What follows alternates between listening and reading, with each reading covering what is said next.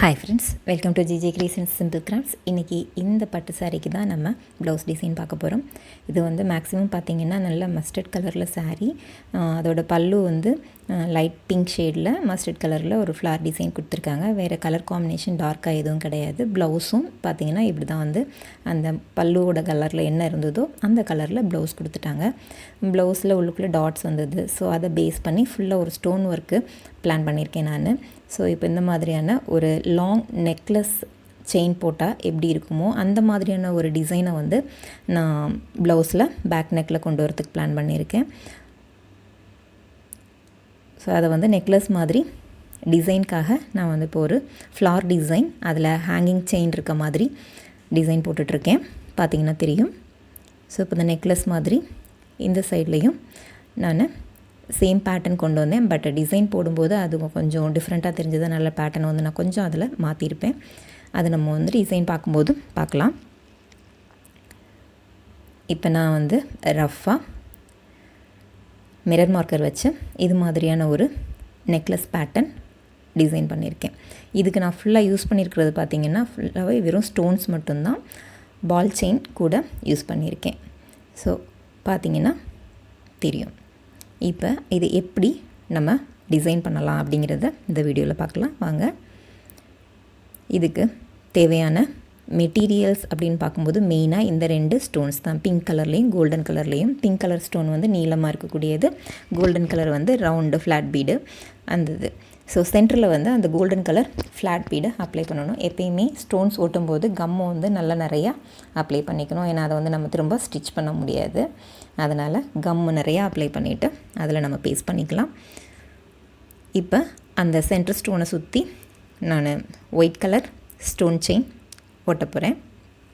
So அதை எவ்வளோ தேவையோ அதை அளந்து எடுத்துகிட்டு கட் பண்ணிவிட்டு அதை சுற்றி ஒரு ஒயிட் கலர் ஒரு ரவுண்டு வந்து ஒயிட் கலரில் ஸ்டோன் செயின் ஓட்டணும். ஸோ அதுக்கு கம் அப்ளை பண்ணும்போது ஓரளவுக்கு நம்ம நார்மலாக அப்ளை பண்ணிக்கலாம்.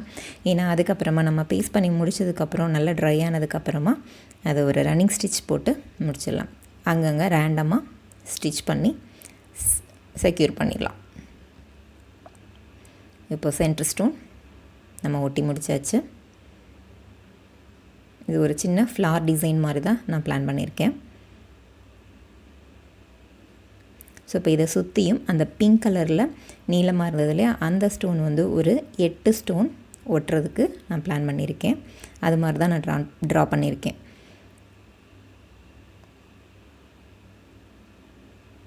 இப்போ அந்த பிங்க் கலர் ஸ்டோனை நம்ம ஒட்டிக்கலாம். இது வந்து எப்படின்னா அந்த ஸ்டோன்லேயே வந்து ஸ்டிச் பண்ணுறதுக்கு ஹோலும் இருக்குது. ஸோ பேஸ்ட் பண்ணிவிட்டு நம்ம ட்ரை ஆனதுக்கப்புறமா அதை ஸ்டிச் பண்ணணுன்னாலும் ஸ்டிச் பண்ணிக்கலாம்.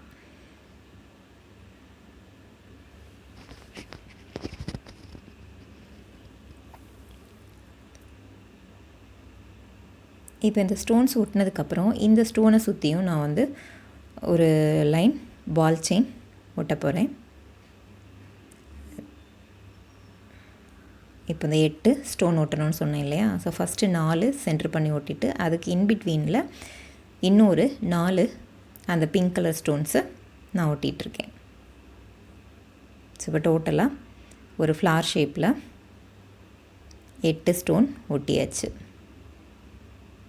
இப்போ இந்த 8 ஸ்டோன்லேயும் ஒவ்வொரு ஸ்டோனையும் சுற்றி இந்த ஒயிட் கலர் அகெயின் அந்த ஒயிட் கலர் ஸ்டோன் இருக்கு இல்லையா, அந்த ஸ்டோன் செயினை நான் வந்து அளந்து எடுத்துட்டு அந்த செயின் அந்த ஸ்டோனை சுற்றி ஓட்ட போகிறேன். ஒவ்வொரு ஸ்டோனுக்கும் என்ன லென்த்துக்கு அந்த செயின் தேவைப்பட்டதோ அந்த அளவுக்கு 2 தான் கட் பண்ணி எடுத்துட்டேன். ஒவ்வொரு ஸ்டோனுக்கும் 2 பக்கமும் தனித்தனியாக கட் பண்ணி ஓட்டுற மாதிரி எடுத்திருக்கேன். அப்போ தான் அந்த ஷேப் வந்து கரெக்டாக கிடைக்கும். அப்படிங்கிறதுனால 2 பக்கமும் தனித்தனியாக கட் பண்ணி ஓட்டுற மாதிரி கட் பண்ணி எடுத்துகிட்டு அளந்து எடுத்துகிட்டு அதுக்கப்புறமா அதில் ஒட்டுறேன். அந்த ஸ்டோனை ஒட்டி கம் அப்ளை பண்ணிவிட்டு அதே ஷேப்பில் எந்த ஷேப்பில் அந்த ஸ்டோன் இருக்கோ அதே ஷேப்புக்கு அந்த ஸ்டோன் செயினையும் நம்ம போட்டிக்கலாம். இதை ஃபினிஷ் பண்ணி முடிக்கும்போது ரொம்ப சூப்பராக இருந்தது. நீங்களும் பாருங்கள் தெரியும். ஃபுல்லாகவே ஸ்டோன் ஒர்க்கு தான். சில்க் சாரீங்கிறதுனால ரொம்ப ஒரு அழகான பிரைட் லுக்கு கிடச்சிச்சு. ஸோ இப்போ இதே மாதிரி எல்லாமே நான் ஒட்டி முடிச்சிட்டேன். இப்போ அந்த 3 ஃப்ளாரும் நமக்கு ரெடி ஆகிடுச்சு. அதுக்கு அந்த ஹேங்கிங் செயின் எப்படி ஒட்டியிருக்கேங்கிறதையும் இப்போ நான் உங்களுக்கு காமிக்கிறேன். அந்த ஃப்ளார் ஷேப்பில் இருக்கக்கூடிய அந்த பெட்டல்ஸில் கீழே இருக்கக்கூடிய அந்த 3 பெட்டல்ஸ்லேயும் செயின்ஸ் தொங்குற மாதிரி நான் கொஞ்சம் சென்டர் பார்ட் வந்து லாங் செயினாகவும் 2 சைடும் வந்து கொஞ்சம் அதோட ஹைட் கம்மியாகவும் இருக்கிற மாதிரி நான் மெஷர் பண்ணி கட் பண்ணி வச்சுக்கிட்டேன் ஸ்டோன் செயினை. ஸோ அந்த ஸ்டோன் செயின் மெஷர் பண்ணி வச்சுருக்கிறத இப்போ இது மாதிரி நான் ஒட்டியாச்சு.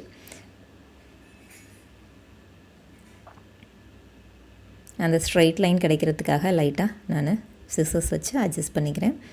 அதுக்கு கீழே நம்ம சென்டரில் ஒட்டணும் இல்லையா கோல்டன் கலரில் ஃப்ளாட் பீடு, அதே கோல்டன் கலர் ஃப்ளாட் பீடை இங்கேயும் நான் வந்து ஒட்டிட்டு அதை சுற்றி ஒரு ரவுண்டு வந்து அடுத்து same white colour golden chain அதை நம்ம ஒட்டிடலாம்.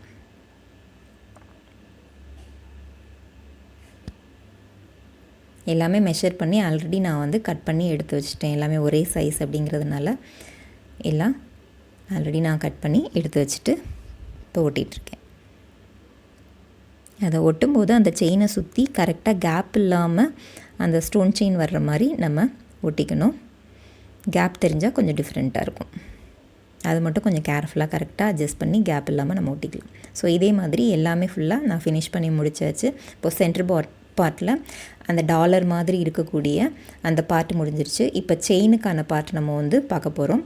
ஸோ இப்போ செயின் லாங் செயின் அப்படிங்கும்போது அதுலேயும் வந்து இதோட கண்டினியூஷன் இருந்தால் நல்லாயிருக்குங்கிறதுனால அந்த கோல்டன் கலர் ஸ்டோனை ஒட்டிட்டு அதை சுற்றியும் ஒரு ரவுண்டு ஆஸ் யூஷுவல் முன்னாடி எப்படி ஒட்டினமோ அதே மாதிரி ஒரு ரவுண்டுக்கு வந்து நான் ஒயிட் கலர் ஸ்டோன் செயின் ஒட்டிட்டேன்.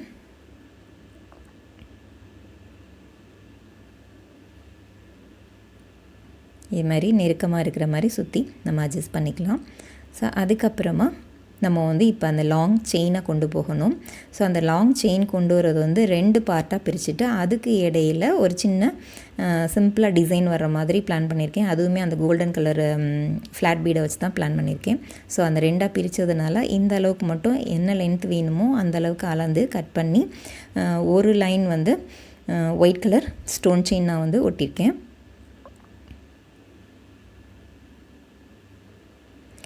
அதுக்கு 2 பக்கமும் கோல்டன் கலர் பால் செயின் இருக்கும் இல்லையா, அந்த கோல்டன் கலர் பால் செயின் அதே லென்த்துக்கு கட் பண்ணி எடுத்துகிட்டு 2 சைட்லேயுமே நடுவில் ஸ்டோன் செயின் 2 பக்கமும் கோல்டன் கலர் பால் செயினை வந்து நான் டெக்கரேட் பண்ணுறேன்.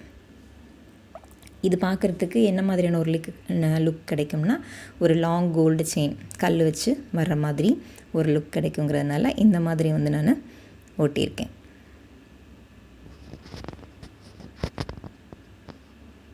ஸோ ஆல்ரெடி நான் ரஃபாக ட்ரா பண்ணி வச்சுருந்தேன் அந்த லைனை. அது மேலேயே இப்போது சென்டரில் ஸ்டோன் செயினும் 2 பக்கமும் அதுக்கு கோல்டன் கலர் பால் செயினும் அப்ளை பண்ணியாச்சு. இந்த ஸ்டோனை ஒட்டி வர்ற மாதிரி கண்டினியூஸ் செயினாக தெரிகிற மாதிரி நம்ம இதை இப்போ ஒட்டியாச்சு.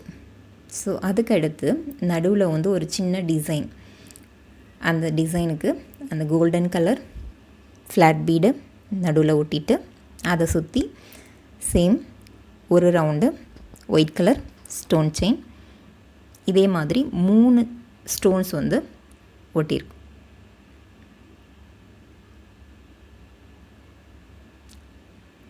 3 ஸ்டோன் சேம் பேட்டர்னில் 3 ஸ்டோன் வந்து நம்ம இதே மாதிரி ஒட்டிக்கலாம்.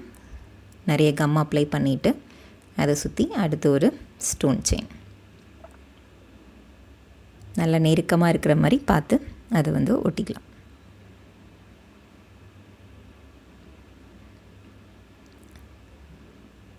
3 செயின் 3 இதுவுமே இதே மாதிரி. ஸோ இது வந்து இடையில ஒரு சின்ன ஸ்டோன் ஒர்க்கு டிசைன் வரும் இல்லையா லாங் நெக்லஸ்லலாம், அந்த மாதிரி ஒரு பேட்டர்ன் வரணும் அப்படிங்கிறதுக்காக இது மாதிரி நான் வந்து ஒட்டியிருக்கேன். வெறும் செயினாக இல்லாமல் சென்டரில் ஒரு டிசைன் கிடைக்கணும் அப்படிங்கிறதுக்காக.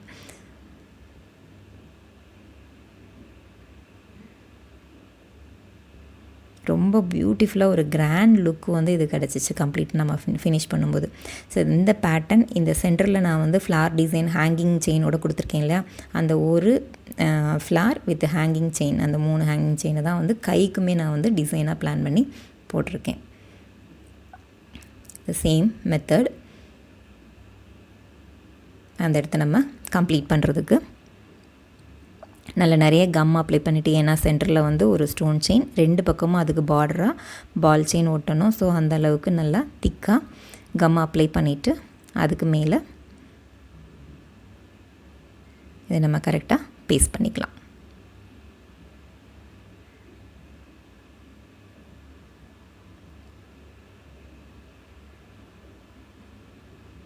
அந்த ஸ்ட்ரைட் லைன் கரெக்டாக நம்ம அந்த கர்வ் வந்து எப்படி வரைஞ்சிருக்கோமோ அந்த கர்வ்க்கு ஏற்ற மாதிரி வர்ற மாதிரி நம்ம கரெக்டாக அட்ஜஸ்ட் பண்ணி வைக்கணும். இல்லைனா அது வந்து பார்க்கும்போது ஃபினிஷிங் லுக் நல்லா இருக்காது.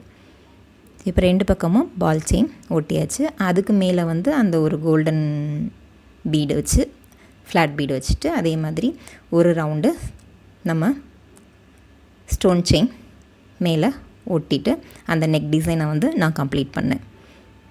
இதே மாதிரி தான் ஆப்போசிட் சைடும் நான் வந்து முடிச்சிருக்கேன்.